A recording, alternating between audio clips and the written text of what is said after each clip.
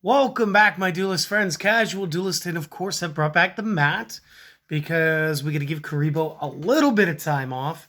Real quick, let's talk about it. Did anybody win this week for the giveaway? The answer is no. Why no? Because the only comments were from me and Kami, and well, Kami, I gave him 2 weeks worth of prizes, as I did everybody who won. What was that? 2 weeks ago. So that should even out. So we're gonna be done with the little giveaways for a minute. We'll bring those back periodically throughout the year. And we'll see how they go in the future too. So that's good. Thanks for everybody who did leave comments and was attempting to win throughout the month. That was awesome. It was a lot of fun for us. Let's talk about our tech analysis this week. Obviously, we did some Lair of Darkness plays.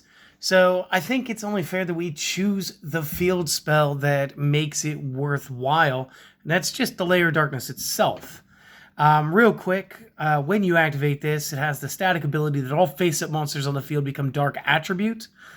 This is not an option. It's going to happen. Once per turn, if you attribute a monster you control to activate a card effect. Now remember, the way this is worded means it doesn't need to be tributing a dark monster for an effect. It just needs to be something that tributes a monster for an effect. So as long as they're not saying, like, I want to say Hate Buster says it has to be a fiend. In this case, I think it still has to be a fiend. But if it's simple, just tribute a monster for an effect. Then you can use a monster on your opponent's side of the field, tribute one dark monster they control. Again, they're going to control a bunch of dark monsters because that's how Lair of Darkness works. The next effect, once per turn during the end phase, this is where we create tokens. Special summon as many torment tokens to the turn player's side of the field in defense as possible, up to the number of monsters tributed this turn while this card was face up. So, if we tributed 3 monsters on my turn, I get the 3 tokens. If I tribute the same 3 monsters somehow on my opponent's turn, they get the 3 tokens. So it's pretty amenable.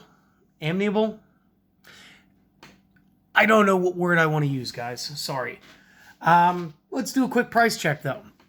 Very, very basic pricing here. The super rare out of the structure decks is going to run you anywhere from 50 cents to just over $1. The common that you just saw me have is 16 cents to 22 cents. Very budget. And the maximum gold, that's only going to be another 18 cents to 26 cents. So super easy to get a play set of these guys.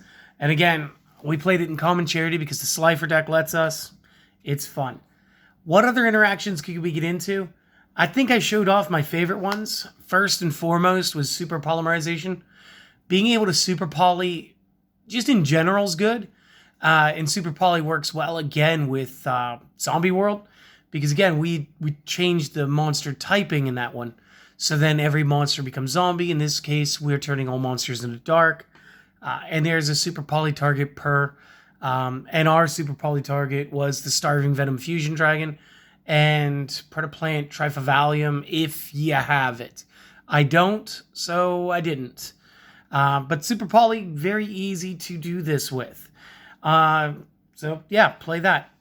Goes in match for the times where your opponent is not playing a dark attribute deck. What this is going to do is we're going to soft lock our opponent. Again, very much like playing Rivalry of Warlords with Zombie World. When our opponent summons something, again, let's just use Lightsworn for the big example, because again, predominantly a light deck. Very few players using the Twilights in there. So as long as we change their light monster to a dark on the field, they're now unable to try to play anything outside of dark. So they can't even link one into anything unless that happens to be a dark. So goes in match can set you up for a pretty nifty little soft lock. Again, we do have the virus cards. And again, these want you to tribute dark monsters to affect the opponent's hand and or draws. So by playing multiple copies of different viruses, like Crush Card going after the big monsters, Deck Devastation going after the small monsters while tributing a larger monster, and Eradicator Epidemic Virus being able to tribute the largest monsters. And then also, because the way our game has actually evolved over time, we're seeing more of a spell-heavy meta.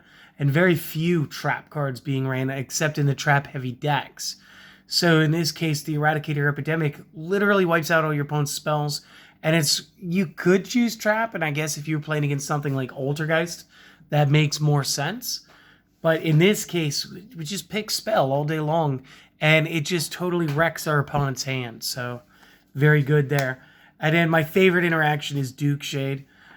This guy essentially just becomes a kaiju because we contribute a dark monster as part of the effect in order to special summon him. So again, we can just off one of our opponent's cards, and what makes him better than a kaiju, guys, he comes over to our side. We get to off our opponent's monster card and build our own board at the same time. That makes it a 2-for-1, which makes it way better in my book.